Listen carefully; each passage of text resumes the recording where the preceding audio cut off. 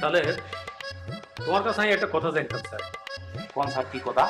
আমি আশা করি যে তুমি আমার কাছে মিথ্যা কথা বলবা না, সব সত্য বলবা। এটা শোনো, ওই যে আমাদের বাড়ির ছেলে সম্রাট আছে না, এই হেতে সম্পর্কে কি তুমি কিছু কি জানো? সম্রাট ভাই? না, জানি স্যার, কিন্তু কোয়া যায় না। কেন বলা যাবে না কেন? না স্যার, ওরে বাপরে বাপ, সম্রাট ভাই যে ডেঞ্জারাস মানুষ আছে, খাতারনাক মানুষ।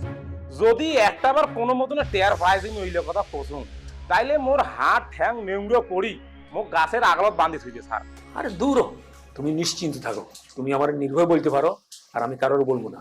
তুমি কি জানো বলো তো? না স্যার, কবার পাই, তবে একটা শর্ত আছে স্যার, মোক খুশি করিন নাকি। তোমারে খুশি করো লাগবো মানে? মানে মানে মোক 10,000 টাকা দিন নাকি স্যার। এই, কি তাহলে তোমার এত বড় সাহস, তুমি কি আমার কাছে ঘুষ চাইতেছো? না না স্যার, এই তো মোক আবার তোমার ভুল বুঝেছেন স্যার।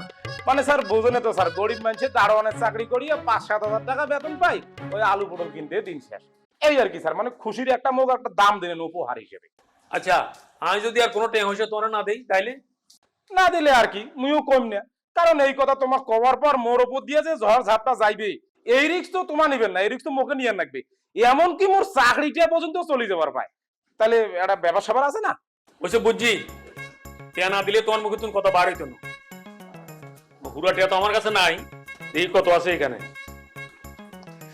আচ্ছা শোনো, ওই যে আপাতত তুমি এই যে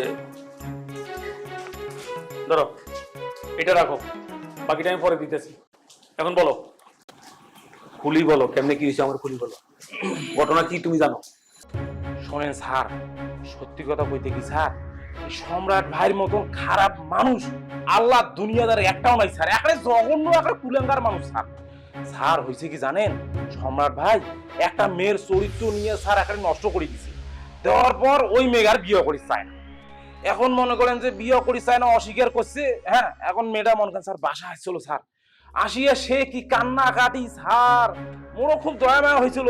কিন্তু সম্রাট ভাই মোক কয়া দিছে যে ওই মেঘ যাতে তুমি বাসা ঢুকি না দাও।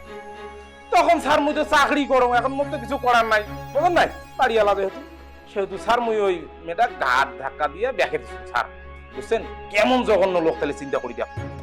ডেঞ্জারাস কারবারে না, তার মানে তোমার ম্যাডাম আমাকে সেম কথাই বলছে, তার মানে ঘটনা সত্য?